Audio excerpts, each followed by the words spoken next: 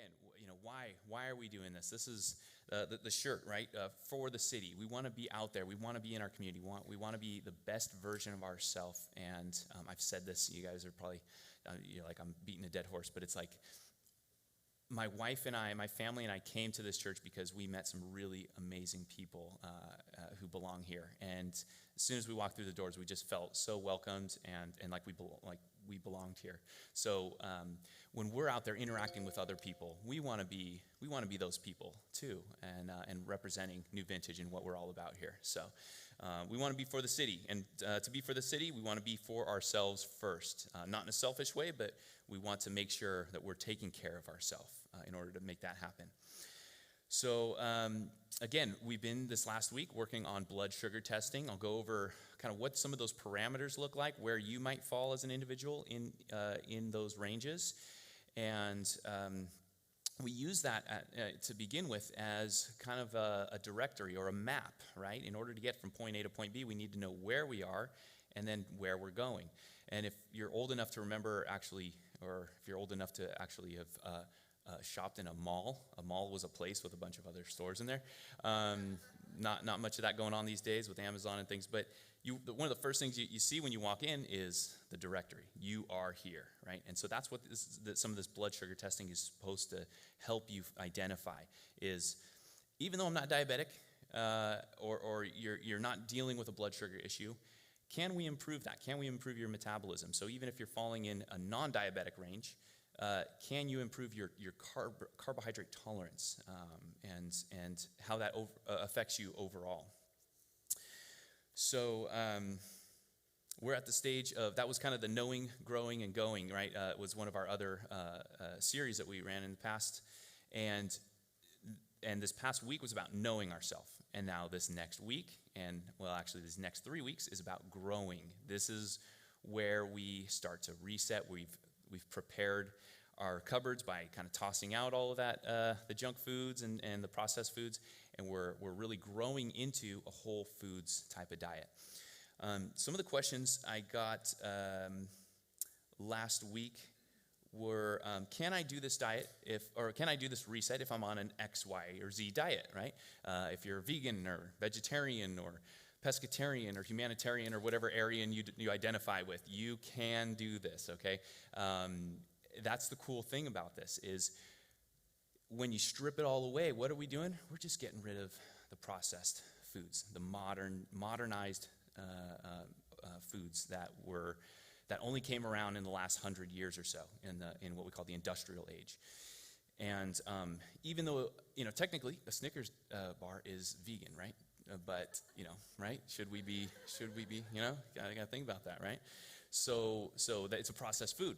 So it's made in a factory, goes in, comes out, some food-like thing. And even if you're vegan, if you're a carnivore, if you're anything in between, we're just focusing on getting rid of those processed foods. That's the main goal here, okay? So let's see. I'll get into the other questions as we go along. So let's kind of hit the reset button and get into this. So these are some of the goalposts that we want to either fall within or avoid if we're looking at diabetes. So on this left-hand side of the screen, you're going to see a couple of markers here. The fasting plasma glucose is your fasting blood sugar that you took in the morning. So when you woke up, or before your first meal of the day, I should say. So it didn't maybe have to be in the morning. Again, if this is your first time and you haven't done this yet, we'll get you all set up to do this. So you're going to measure your blood sugar before intaking any food.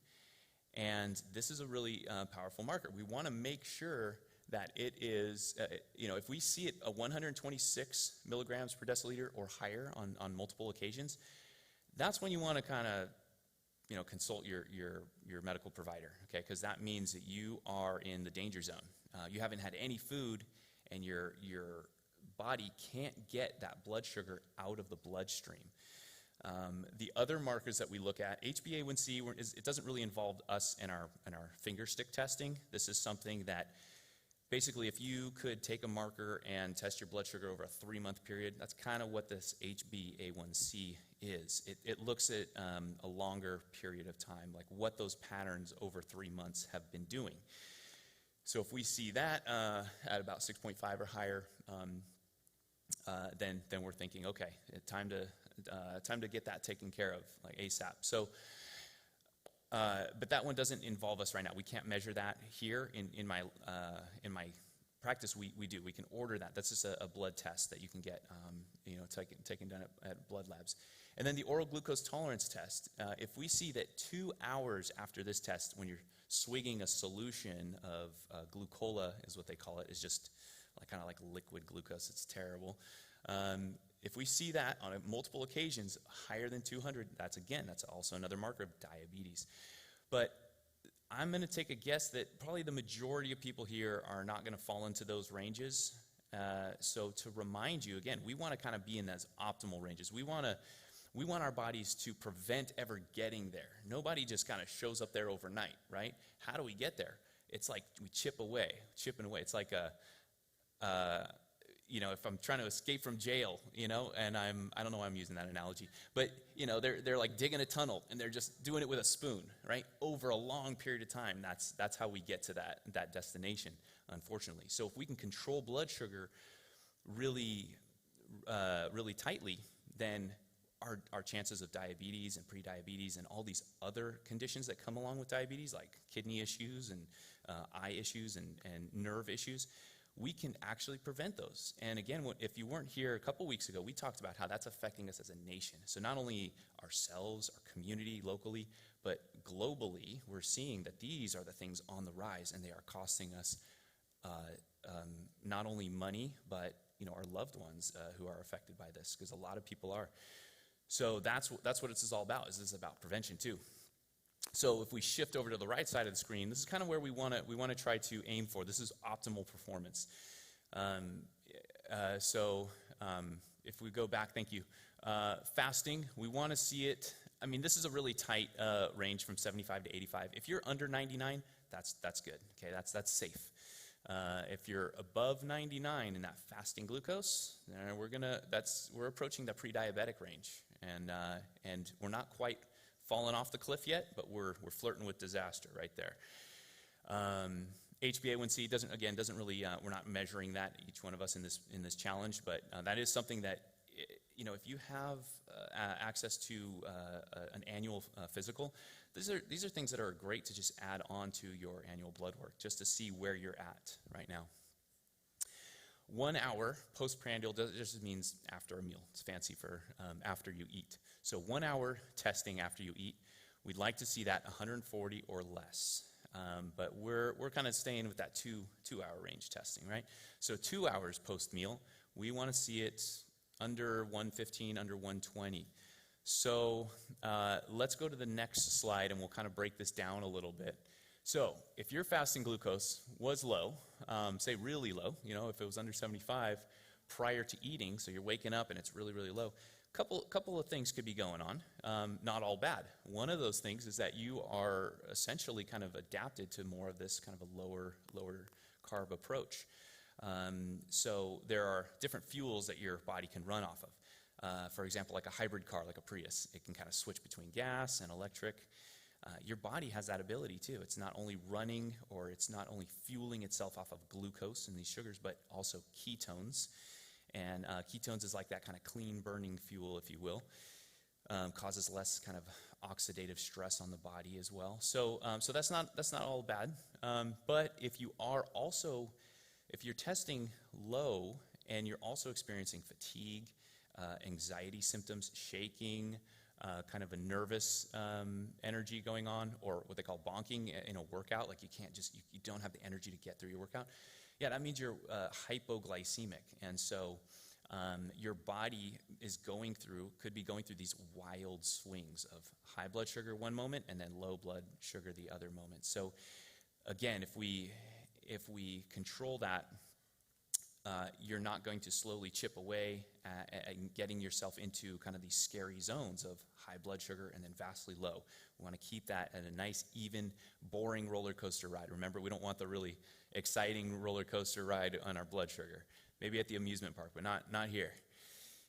So what you might start thinking about as we're switching to all these whole foods diet, the whole foods diet, is not only what we're eating, but how often we're eating. So you could kind of focus on more 4 to 5 smaller meals to kind of keep your blood sugar in a stable way so that you're not fully dipping down into that hypoglycemic fatigue or low energy or sometimes anxiety levels.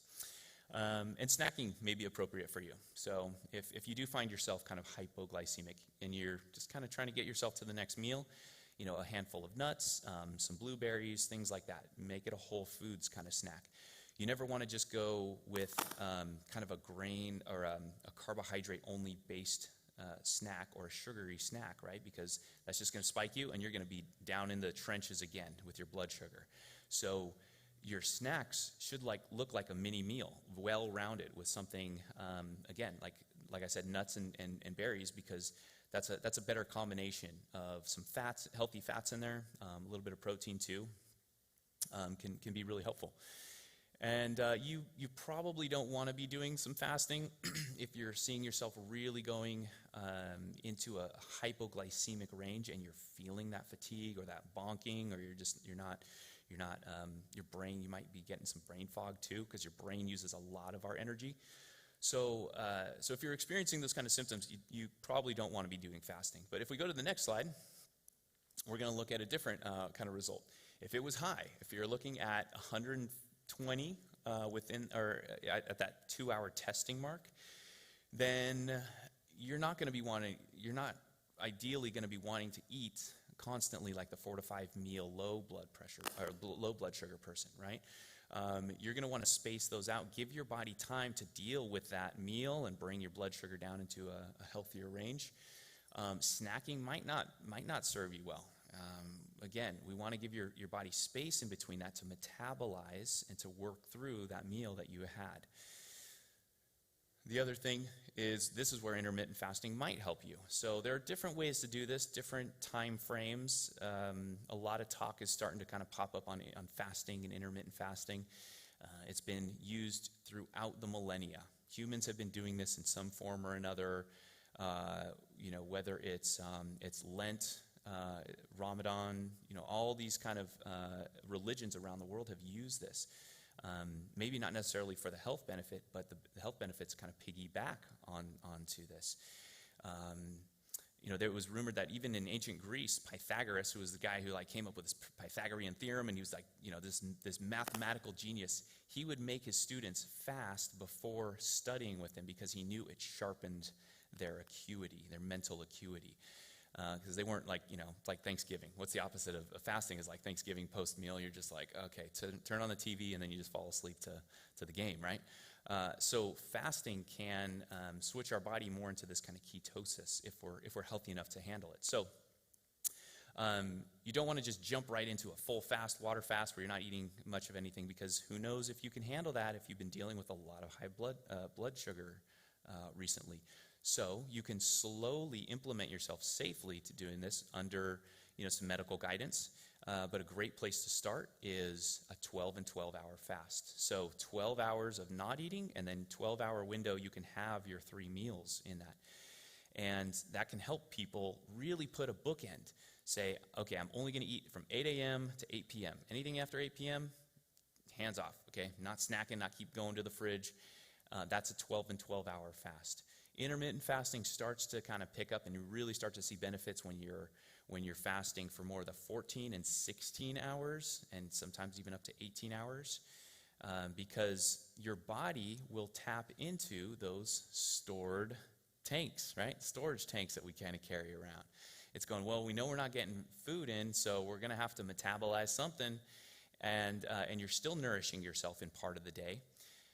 People go, oh, fasting's dangerous. And I go, well, everyone does it every day, every night, because, again, 8 hours, if you're sleeping, anywhere from 6 to 8 hours, you're not waking up hungry. So what happens? Your body does turn in, if you're getting longer sleep, Your body tends to tap into those storage.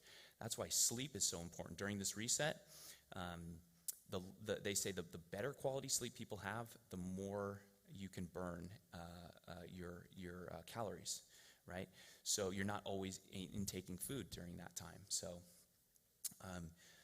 quality sleep is very important, and then working your way safely up to, say, from like a 12 and 12 intermittent fast to stretching that non-eating window, that fasting window, into something like 14 or 16 hours. Now the question is like, well, what can I have during that? Because you don't want to just not drink water either. So you can intake your fluids are really important. When you fast, it's really important to make sure you're getting good electrolytes. As your blood sugar stabilizes and your insulin then also comes down from that, your body doesn't hold on to the salt. That's why when we have a lot of like high blood sugar issues and obesity, we see a lot of water weight as well, right? The insulin is staying really high, and it's telling your kidneys to reabsorb all these salts and fluids. Well, when you fast and you start to bring your blood sugar back into a normal, you can lose a lot of that water and salt. So it's really important to add. Some people add a little pinch of Himalayan salt to their water, sea salts, things like that. You don't want to reach for the Gatorade because that's tons of sugar in there, right? So there's other options out there. One that I really am a big fan of is called Element, LMNT, that I carry, and it's one of the only ones that doesn't have sugar in it, but it has magnesium, sodium, potassium, those essentials that our body really needs while we're taking a break from eating in those fasting windows. So that's a really good option. There's a lot of contention around fasting. You'll hear people say it's not safe. Like, well, again, you want to do it under supervision, and you also want to give your body a chance in a stepwise fashion, and not just go, I'm not eating for 3 days. Let's do this. That could be a recipe for disaster, and then you never fast again because you pass out or something. So easy does it is the key. All right. So if we go to the next slide, let's see. We're going to again, this just kind of reiterates what we talked about. So that in our optimal ranges, we already kind of explained that, and I'll post this on the website so you guys can go through that again. Next slide, please.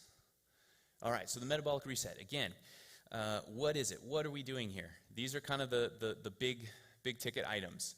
21 days of eating minimally processed whole foods. Okay, we want to stay away from those man-made kind of laboratory-made foods or factory foods, right? So part of that involves removing refined sugars and grains. The white sugar, the white flour. And other grains as well. We talked about limiting dairy. There are exceptions, ghee and butter.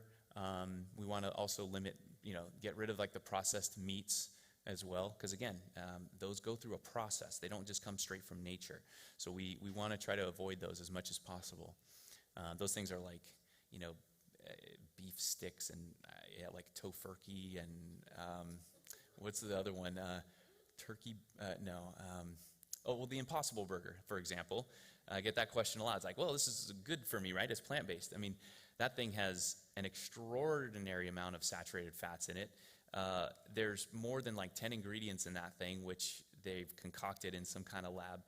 So that is like the epitome of a processed food.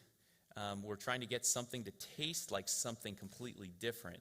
And I would say it's probably not a healthy food if you just read the nutrition label on it. But I hear they taste fantastic.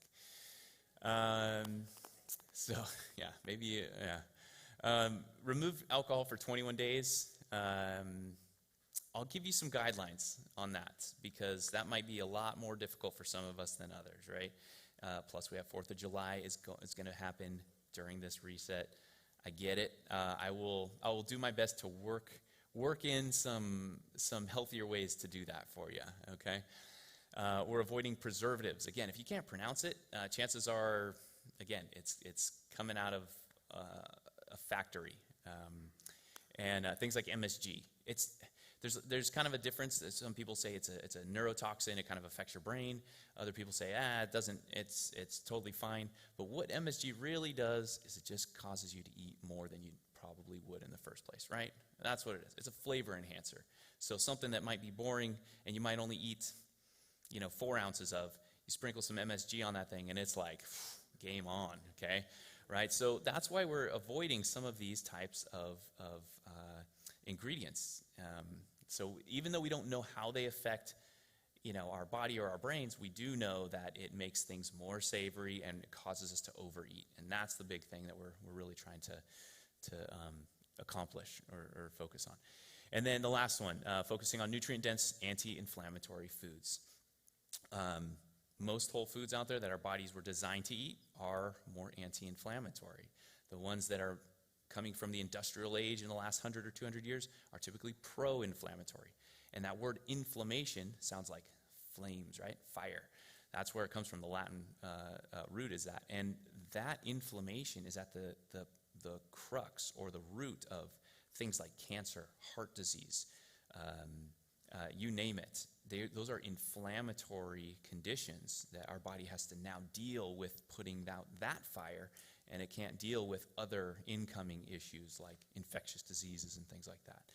So, and we'll actually talk about that in the next couple weeks. I want to share with you some of the research that's not being shared in open forums about how your metabolic health will help you in terms of COVID out there and other infectious diseases. So that'll be in the next couple weeks or so. All right, we'll go to the next couple slides. Let's see. Yeah, so we covered the first one. Can I do the reset if I'm fill in the blank? The other question I get, the short answer to that one is yes. Yes, you can. I'm going to switch up. Is that me crackling? I'll move this for you real quick. All right. This is just, I've been wanting to check your biceps real quick to see. There's a little twisted, so maybe. A little twist? If it keeps going, crackling, we'll use this? If it keeps going, I'll give you this one. So. Okay. All right. You want me to keep that up here? Checks out. Your biceps are pretty good. Just a little better. The biceps police are on patrol, so.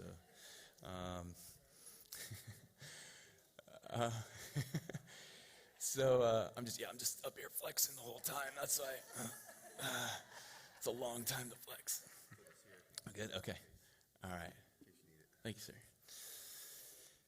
Okay. And then the other question is, can I have caffeine, alcohol, or all those other feel-good substances? We joked about like botanicals last time. All right, what's the secret word for botanicals? We'll talk about how to mitigate kind of the alcohol thing if you are, having a celebration or a birthday throughout all this.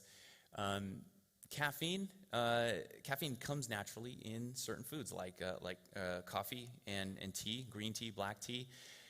Green tea, interestingly enough, comes along with something called L-theanine. It's like nature's way of pre-packaging this stimulant with kind of a calming effect. And L-theanine kind of helps to avoid those jitters that you might get with something like coffee. So again, it's a minimally processed food, right? It's basically picking leaves off of a plant, drying it out a little bit, and then steeping it. So if you look at it from that perspective, again, our whole perspective about minimally processed foods, coffee, a little different. They pluck it off the plant, and then they have to roast it a little bit, and then it gets ground up, and then it's steeped.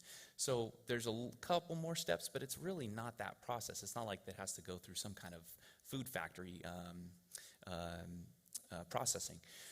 So in that sense, those are probably nature's way of saying, okay, you can probably get your coffee and your caffeine in these forms, but when it comes in the form of like a rock star or other things, that's like, there's a whole different kind of cascade that happens with the body. So 1 cup coffee sounds good to me. 2 cups, okay. I was reminded recently from somebody, thank you, for the fact that, like, if you have to ask, do I really have to give this up? That might be, your answer, right? So 21 days. But again, we're not saying, you can't have any tea, you can't have any coffee. But you might want to shift from the energy drinks, those things that are uppers, to things that are more natural, like the green tea that have those kind of counterbalancing molecules in them. So those are things like this, right? You have These are like pre-workouts for people who are going to the gym and they're just like, all right, I'm tired today, but I just need to like get through this workout. And then they're like going into the gym like the Hulk, right? So, if you're reliant on some of these things to get you through the workout, that might be a sign that, hey, you need to back off on those on 21 days. See how you perform without this stuff. And yes, there are going to be those kind of, sorry, let me fix this up. There are going to be those withdrawals sometimes, right? So caffeine affects the brain. If we don't have that on a regular basis, if it's been years, like myself, when I was, I worked one summer out of college, I got a one-way ticket up to Alaska, and I was like, I want to work on a commercial fishing boat. So total city boy, was out of my element, had no idea what I was getting myself into. And, basically the job interview was like, do you have all your limbs? And can you lift more than like 50 pounds? And like, yep, okay, you're hired. So strong back, weak mind, that's what really gets you through that, because it's just mundane work. But you're working like 18-hour days, right? You're fishing all day, and then at night they have you unloading and sorting through all these dead fish. So anyway, I learned to enjoy. I learned to like coffee there. I had to learn, because you're just working around the clock. It wasn't until grad school that I learned to rely on coffee. So I learned to need it in grad school, because it's just classes all day and then studying at night. And I was telling myself, I can quit when I want, no problem. I don't need this, right? I can quit whenever I feel like it. When you're telling yourself that, that's probably another one of those signs that you're saying, okay, let's make this 21 days that time when you make that commitment. When you've always told yourself, I can quit when I want. I don't really need this. I just enjoy it.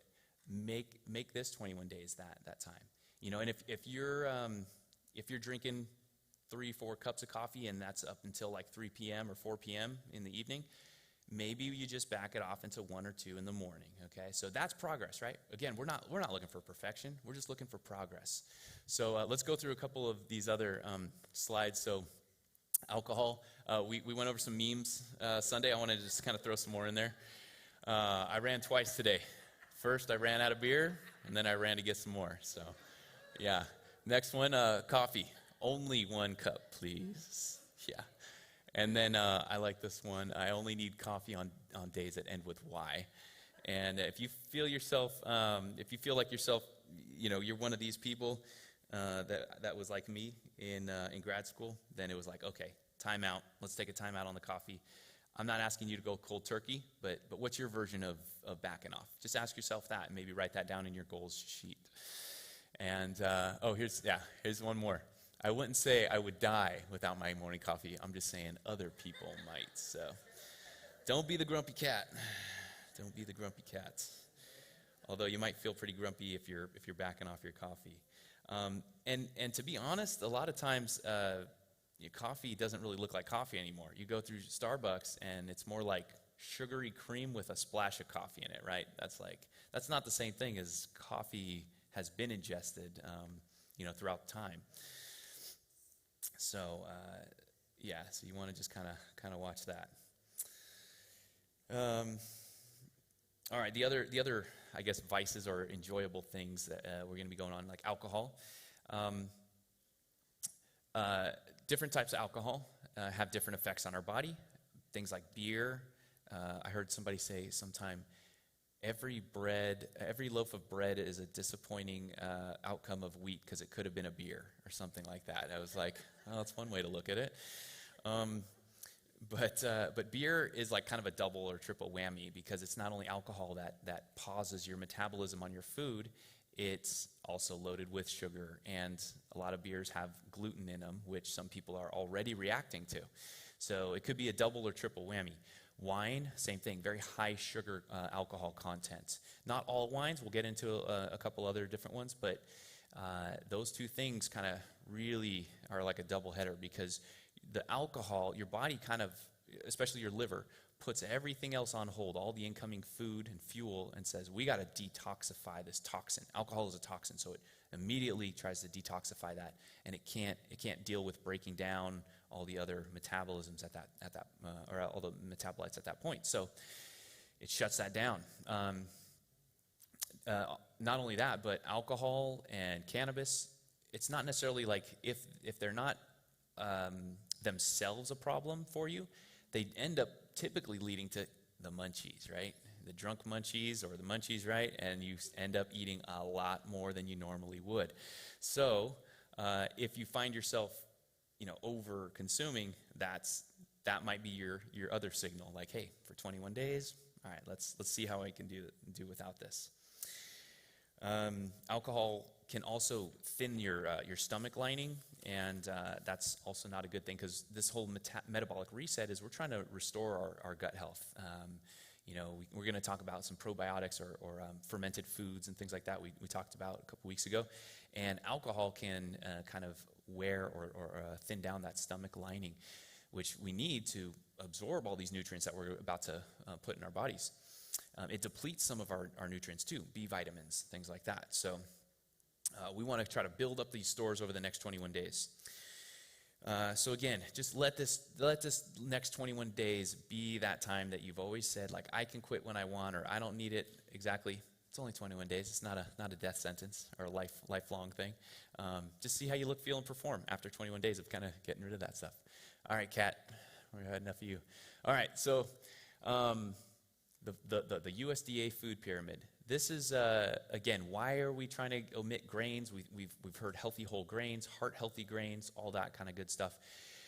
Our government for the last 50, 60, maybe over 70 years now has put this or something like this together to tell us this is what you should be consuming for the most part, these grains, these grain-based foods. And for the most part, America listened. I have another slide that kind of shows you that the consumption of some of the top three, or rather the top two, the meat and dairy, had steadily declined over the decades when this came out. People are actually like, hey, how can I get healthier? So they started eating more of the stuff at the bottom, the big 6 to 11 servings. I don't know who's having 11 servings of pasta. I mean, that sounds like a dream, but to an Italian, yeah.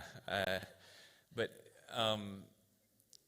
this has gotten us into trouble as a country. We are one of the sickest and it's countries out there. We spend the most on healthcare, but we're ranked like 30 in the 30s. I think it's 34 right now. So something's not right, because a lot of our health is tied to our diet. Well, let's go to the next slide, and we'll kind of talk about this. So why remove healthy grains? Well, again, they have a huge carbohydrate load on our body. They're already processed. If you ever seen a wheat, like the wheat chaff, the whole plant, it looks nothing like flour. It goes through a lot of milling. It takes, in the old days, they were using stone wheels to break that stuff down into something edible. That's processing. You're not doing that with your teeth. You're using an external, 2-ton stone to break this stuff down so you can actually consume it. So what does that do when it hits our blood sugar? They call that an acellular carbohydrate, because usually a carbohydrate should have a cell around it, like in broccoli or fibrous vegetables. It comes as like cellulose. It's packaged, and you have to kind of chew through that and break it down, and that's where fiber is, right? Not with flours, even whole wheat flours. They're already broken down for you, so when you eat them, it hits your bloodstream, and then that can have a spike. So not only that, but the nutrient profile of grains isn't super stellar. It's not like they have an amazing spread of vitamins and minerals that you can't get from things like nuts, seeds, vegetables, fruits, and proteins, right?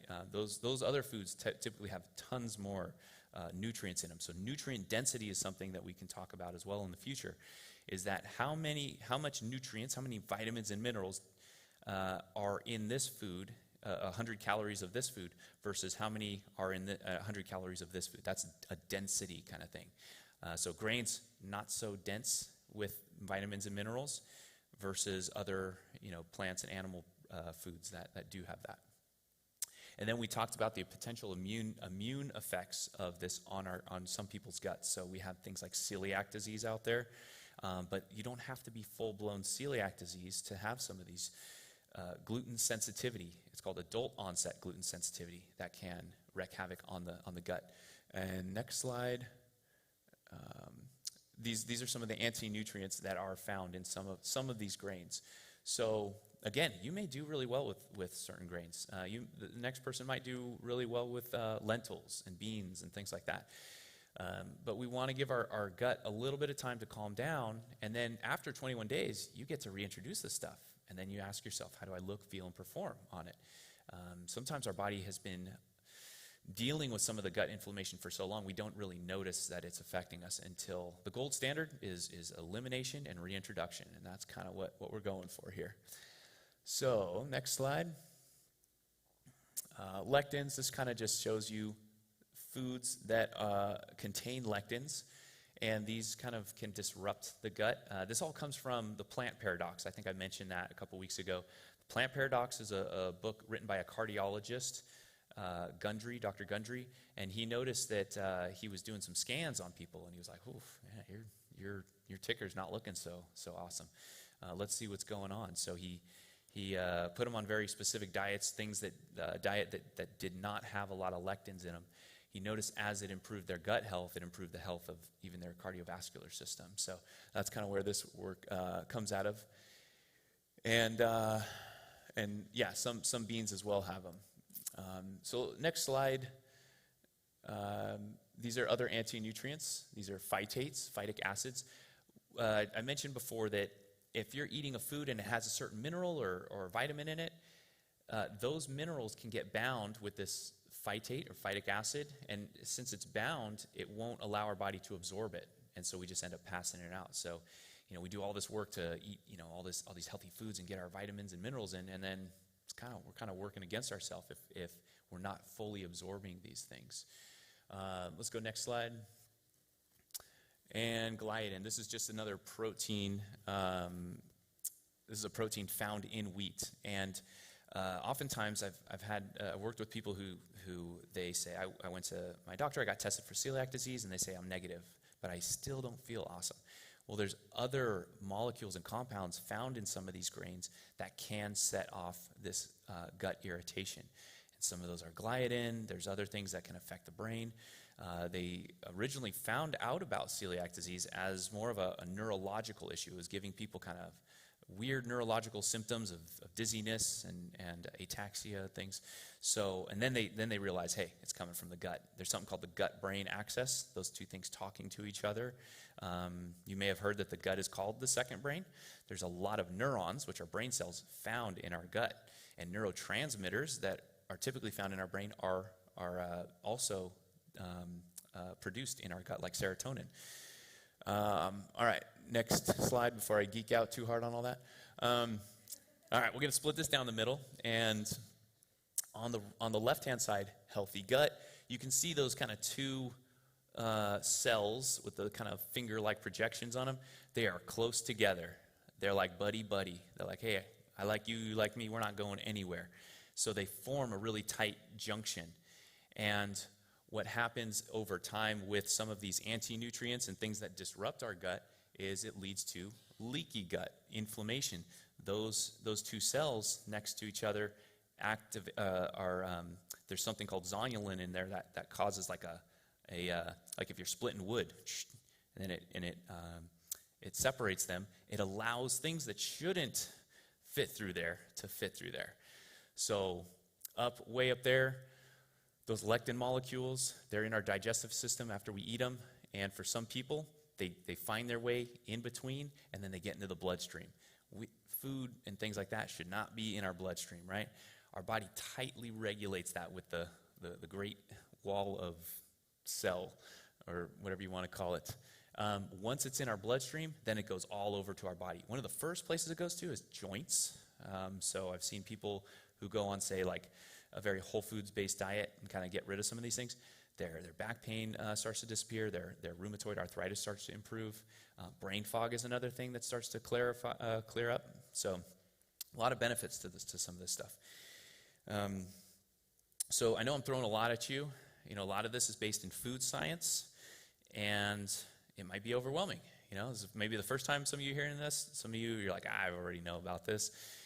You know, this is a lot of knowledge, but again, this reset just comes, we want to get back to, hey, what have we as humans eaten for our existence? And it doesn't involve a lot of these really highly refined foods.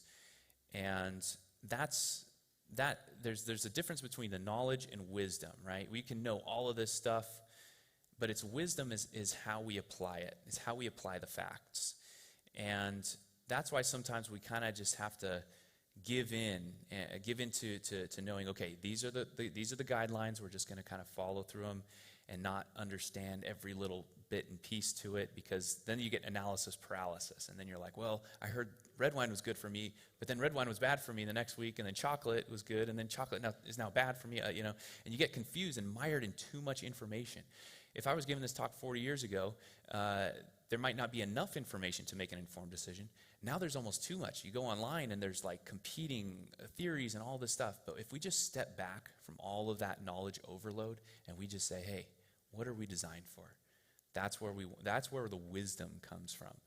And we want to be wise in applying all of the knowledge that we have. Let's go to the next slide on this. This was kind of what I was talking about earlier, when we actually saw, since the 70s, when the food pyramid and the food guidelines came from the USDA, people were like, hey, okay, maybe that red meat isn't good for me. So we've actually seen beef consumption come down. You know, this chart only goes up to 2016, but that's a pretty clear downhill slope. If we go to the next slide, we'll see what has come of that. So following the USDA guidelines, with lower fat intakes and lower beef consumption, we've increased our fruits and vegetable intake by 17%. Maybe not like a lot, but it's still a little bit of something. We've increased grains by almost 30%, because that's what's at the foundation of the pyramid that we were told to. And we were told to reduce the amount of fat, so we did. And we reduced red meat consumption over the last 50 years. And in the same time, since 1960s, we've seen, back then, 1 in 7 American adults was obese. 40 years, now it's 50 years later, it's 1 in 3. So we haven't seen big improvements, right? Diabetes has skyrocketed from more than 11. I think I'm just going to use this. Is this, do I have to press a button, or is this on? Okay, test. All right, it was rubbing up on my beard, so I think it's time to shave. Heart disease also remained the leading cause of death for both men and women. So we haven't seen, again, these big improvements with following those USDA guidelines. I kind of joke that, like, studying humans and their diet in today's society is like studying penguins and being like, well, all birds swim. All birds don't fly. All birds eat fish for their diet, right? Because penguins are kind of anomalous.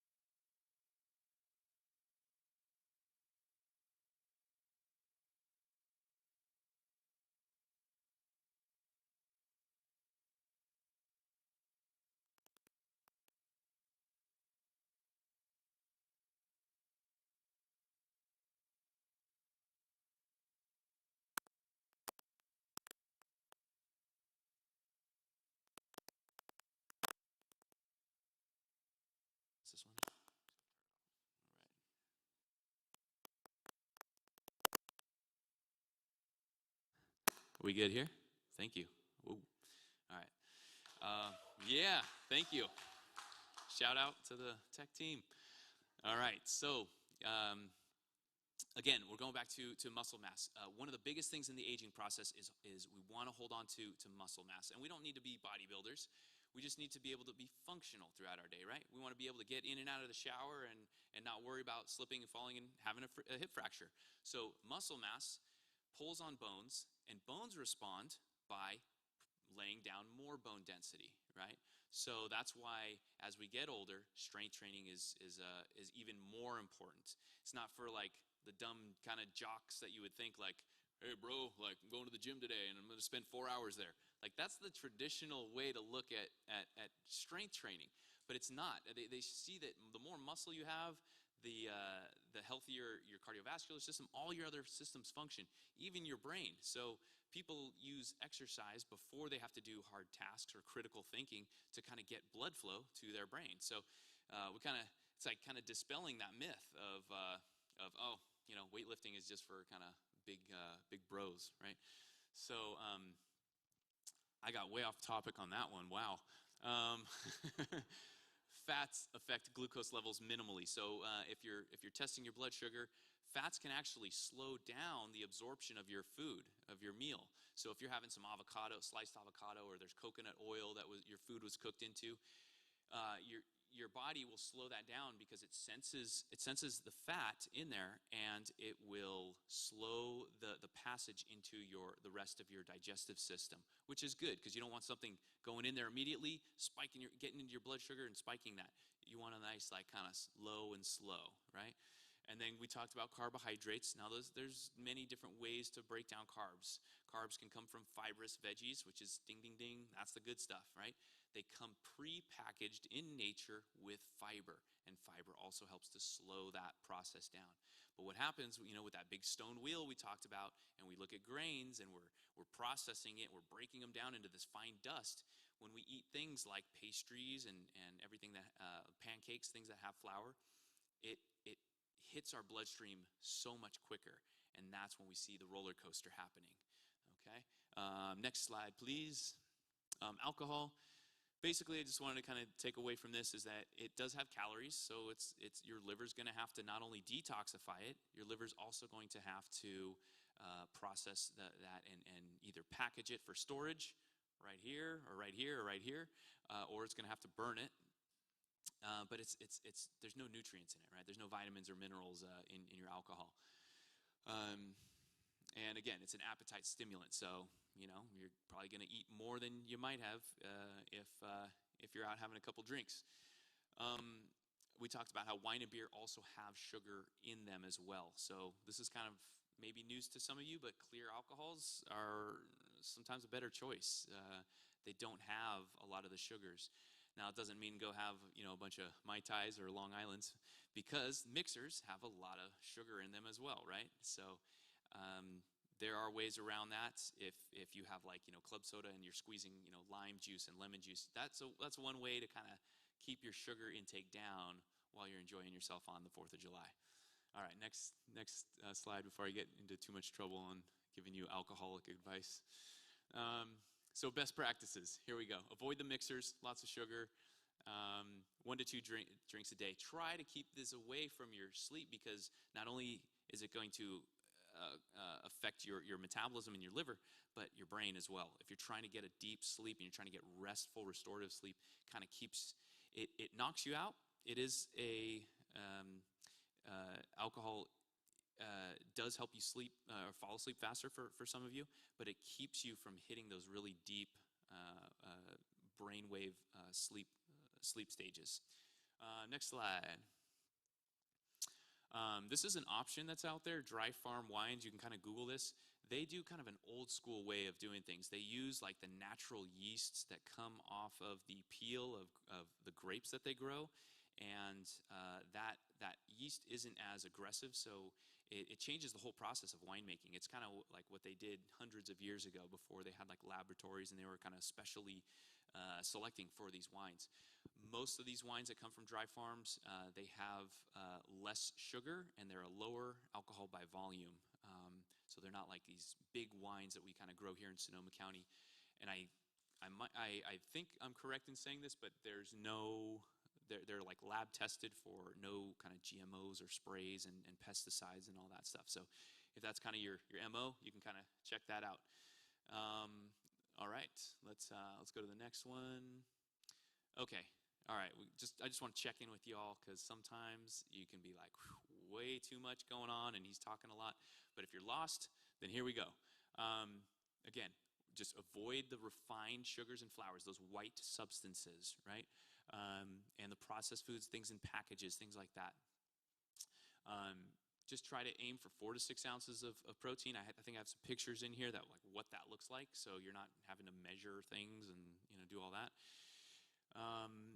If you're small, eat a little less than that. If you're large, and that's not just muscular large, that's like if you are heavier, if you're carrying around a little bit more body fat, you want a little bit more of that protein because you're going to have to replace carbohydrates with something, and you want to replace it with something that's going to satiate you and keep you feeling full so you're not continually reaching for a snack.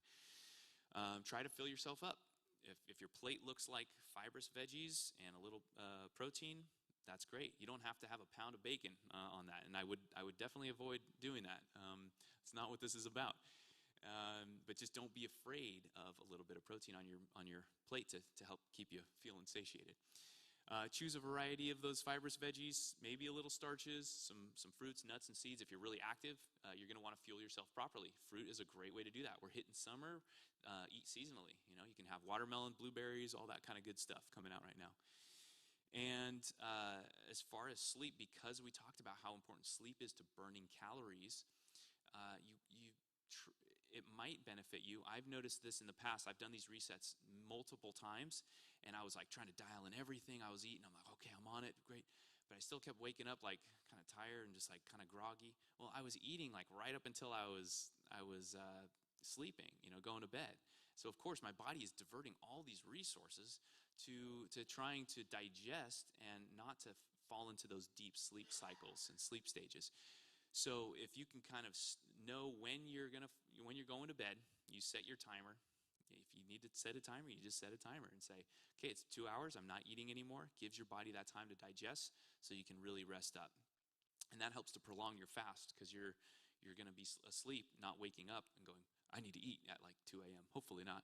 If that's the case, there might be something more going on. So let's go to the next slide. This is just kind of like an eyeball, if you want to eyeball what a couple ounces looks like. These are like those little ramekin dishes. It's impressive I know what a ramekin is, huh? Yeah. I first heard that. I'm like, what the heck is a ramekin? But anyway, so this is what it looks like. You can get 2 eggs. That's only going to give you about 13 grams of protein. So again, in the morning, if you do 2 eggs and you have like a veggie scramble or something, you can throw a little bit of like smoked salmon in there. You can buy those kind of sheets of smoked salmon at the store, or mix whatever leftover you had for dinner last night. So that's just kind of an eyeball view. Do we have anything else after that? We do. Movement. Okay, so I want to get into this a little bit later, but because we've been so focused on the actual nutritional part of this. But I look at movement as a nutrient our bodies need. If we don't move, our body has a lack of that nutrient. And movement is a very global and broad terminology. Exercise falls into movement. Stretching, walking, yoga. There's so many different ways to what we call exercise today. But movement in general, just getting out and on your lunch break, if you have extra time, just instead of like, if some of you are sitting at your desk, maybe a goal is to walk outside, find a place to walk to eat your lunch, and then you can walk back. I mean, just very basic things. For some other of you who already have like a really solid exercise routine and you're already crushing it in the gym and you're working on your biceps, then you might want to work on something different. Maybe mobility is your challenge. Mobility is how you're moving your body. It's that kind of flexibility meets strength component. So if you want an example, just look up like U.S. gymnastics. Those men and women are like crazy mobile. But they're like a great all-around athlete because, why? because they have the strength. They also have the flexibility too. And sometimes we have a deficiency somewhere. Maybe we're not strong enough. Maybe we don't have the cardio endurance. But a lot of times stretching or a yoga class, anything like that, you don't have to dive in and start, doing a crazy CrossFit workout like we sometimes think, oh man, I'm never going to get there. And that's okay. Like if that's not your goal, that's fine. What we really want to focus is just being functional, allowing you to do what you really love to do. And sometimes that takes a little bit of focus on, hey, I'm going to get up because I've been watching TV for 2 hours straight, so I'm going to get up and maybe do a little walk around, or finding a stretch routine. One good thing that came out of kind of the COVID shelters in places was fitness instructors all around the world said, okay, I'm going to just do my thing online. I'm going to put things out there for people. So you can start Googling and YouTubing, and there's a lot of resources now out online, so you can do it from the comfort of your own living room. All right, if you can, stand and sit more than you, stand and walk more than you sit throughout your day. Really, really important. There was a journal of the British Medical Journal back in like 2014 or 15. They had this caption in one of their research that said, "Is sitting the new smoking?" And it's like, oh my God, that sounds terrible, right? Basically why they said that was because sitting the more people sat, they noticed the more likelihood they had of all of these other diseases, cancer and obesity and heart disease, et cetera, et cetera. So it was linked to all that. It's not necessarily the causative fact, but it does show you that today we're all human, and a lot of us have desk jobs, or a lot of us do spend time on the computer or on the couch. And so we need to just kind of offset that a little bit to really restore that health, of our backs, of our hips, things like that. So I'm not going to make you stand up and do jumping jacks right now, so you're all good. But when you get outside, you can do a little stretch. These are just some of the references that I used putting this slide together. Again, I'm going to be hanging out here afterwards, and if you still need a test kit, come up and see me after this. And again, I'll just try to get some of your questions down so we can present those to the group next week. All right, thank you all for being here, and look forward to seeing you. Good luck on day one of Eating Clean. Feeling good. I feel fantastic. I feel full. I feel very hungry. But thank you all for being here. Thanks for watching online. Sorry about the sound issues online if you're watching online. Sorry about that. Ramekin. It's fairly impressive that you know it. My mom taught me. Your mom taught you. As a Georgian, I hear words like that, and I think about Jeff Foxworthy. And I think about what would he think about a ramekin. I thought, if you think running your truck into your cousin is a ramekin, you might be a redneck. Yeah, so I don't know. Is that good? Is that good? Is that good?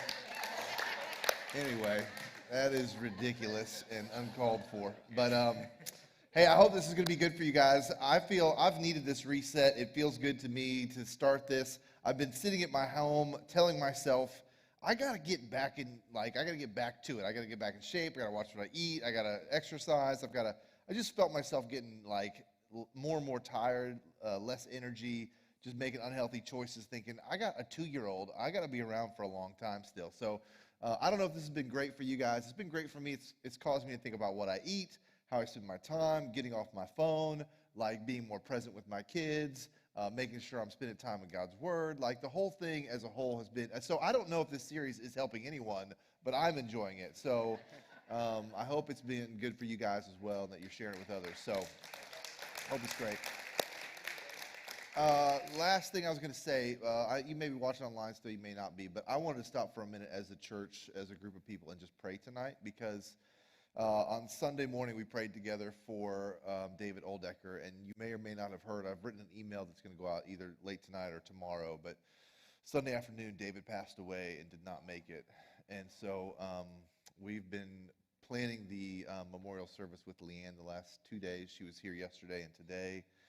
But really tragic loss. Really, it was a story that was full of all this hope, and he was finally going to get his heart, and it was finally going to get off that machine and finally happen. And so Sunday afternoon, everything seemed like it was going well, and then she was in with him. Surgery was done, and then something horrific happened, and it just didn't take. And I'll let the details slide, but it just didn't work out, and he lost his battle Sunday afternoon. And so Monday at 11 a.m., we're going to have a service here to celebrate his life, to talk about the disappointment. And I waited till the end tonight because I certainly didn't want to start the night like this with a heavy announcement. But as you go tonight, if you would be praying for Leanne and her family. David has an adult son who's 28, 26, 28, with a grandson. He has a 12-year-old and a 10-year-old. And then, obviously Leanne and Leanne's daughter Grace. And so there's just a lot of, like, what the heck? Like, how do we get this far? He survived so many times. He almost died multiple times. And whenever you think God's going to come through in a certain way and he doesn't come through in that way, it's just a punch to your faith, a little punch to your faith gut. We're talking about our physical gut, but our faith gut kind of gets punched as well when something doesn't work out the way we want it to. And all of you in here probably, you've lived long enough to face circumstances that didn't go the way you were praying. And so that's what happened in this case. So we're going to celebrate him on Monday. We're going to stand beside the family over the coming weeks and months. But I just wanted to pray for them tonight together, let you guys know that you could be praying for them in the weeks to come. So let's all stop for a minute and pray. God, it's always just hard to know what to say when tragedy hits us. And so when difficult things hit and when friends go through challenges like this. And God, I just met David a while ago, but really enjoyed him. We love having he and Leanne in our church. We loved them being a part of this church. And so I just pray that somehow in the midst of all this, you would still be able to comfort this family as they're upset, hurt, surprised, disappointed, discouraged, afraid, broken, shattered. All the things that they've said that they feel, God, and I know they're looking to you like, what happened? Where were you on this one? God, I pray that you would just hold them. Think about my own kids, God, when they don't understand why I allow something or do something, and they still, before they go to bed at night, they still need me to hug them and tuck them in and kiss them and let them know I love them.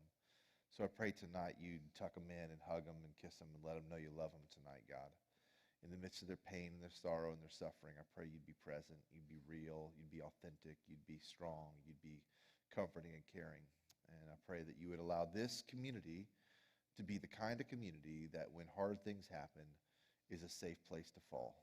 Thanks for tonight. Thanks for Matt. Thanks for this opportunity to look at our lives and go, how do we become healthy so that we can become better servants of a God who loves us and loves the world around us so we can serve the world around us. Thanks for your goodness and your grace. Thanks for friendship. Thanks for community. In Jesus' name we pray. Amen. All right. So if you have questions, well, I'm around for a minute, and then Matt's around for your questions about this. He's got some other kits